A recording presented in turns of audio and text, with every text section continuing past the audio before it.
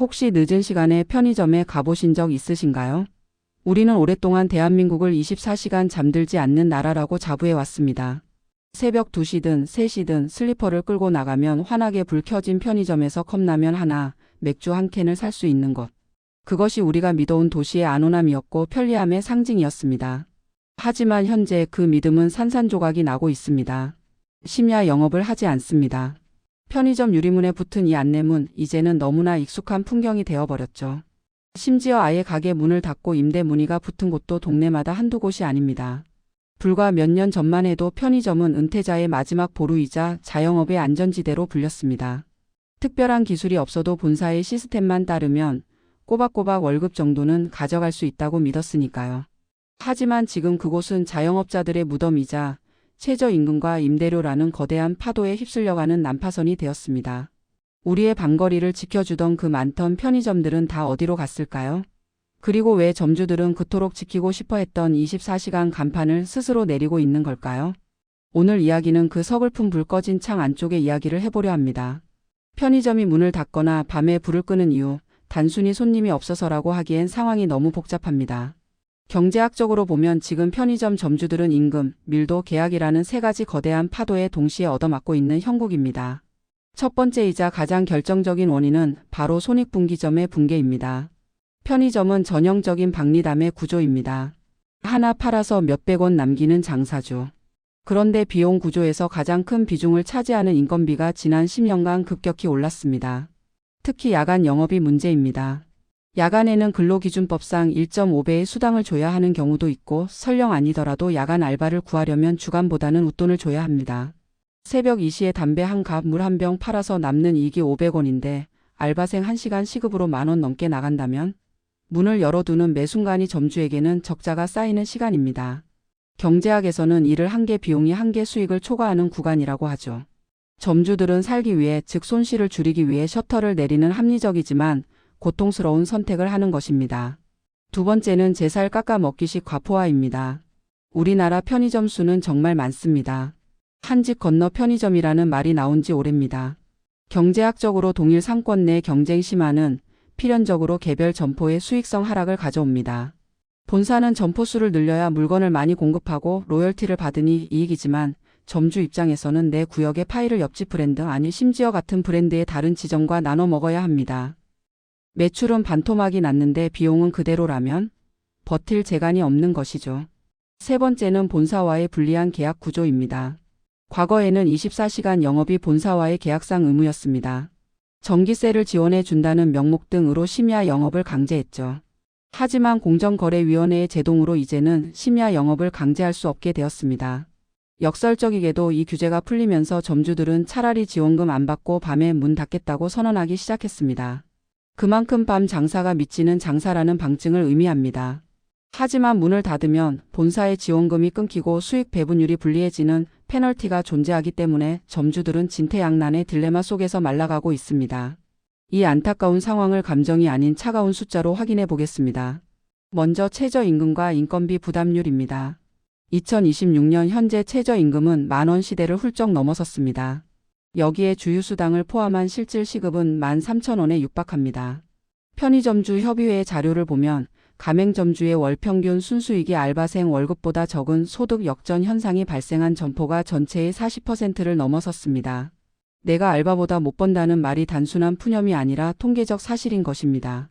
다음은 점포당 매출과 폐업률입니다.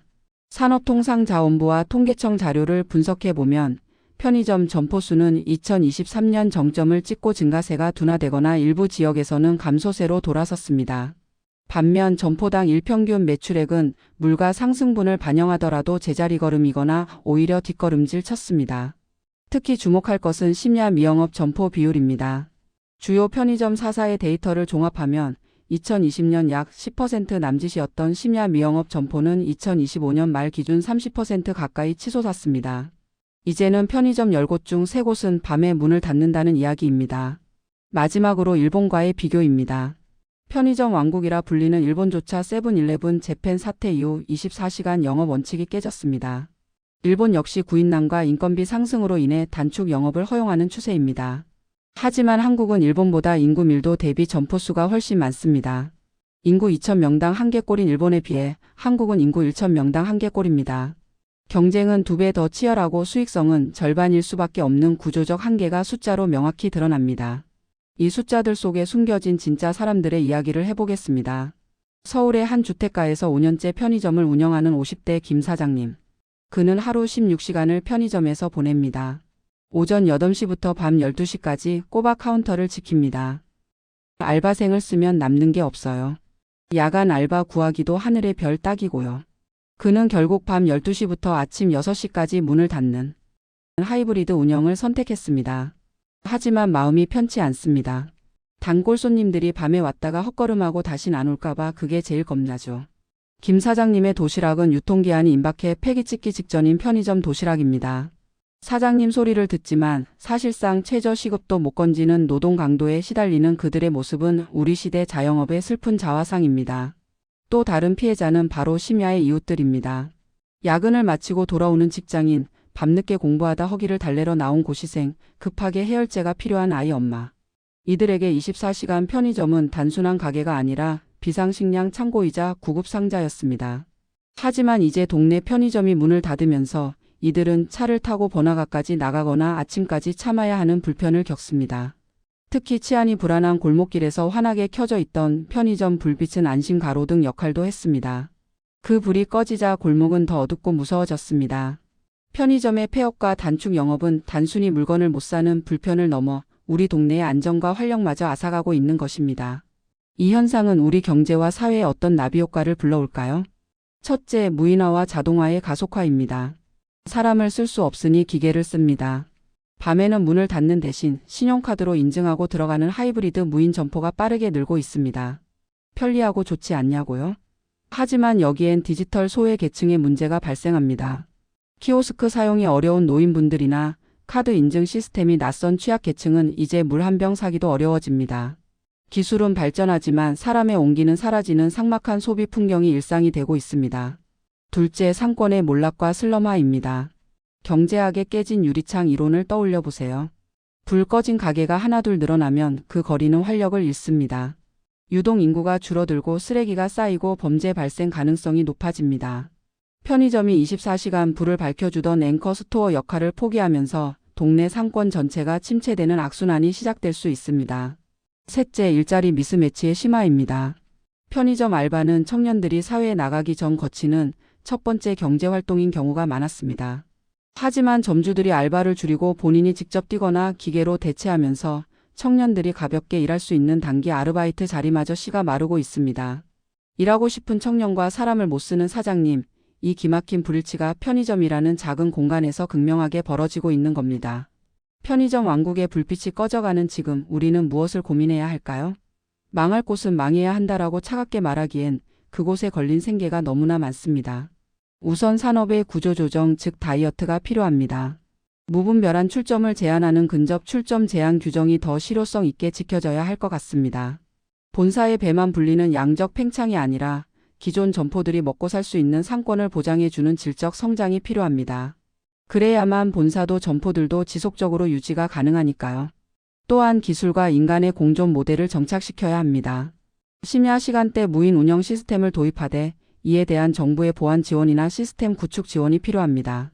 점주가 안심하고 퇴근할 수 있고 시민들도 안전하게 이용할 수 있는 한국형 스마트 편의점 모델이 빠르게 표준화되어야 합니다. 마지막으로 우리 소비자의 인식 변화도 필요합니다.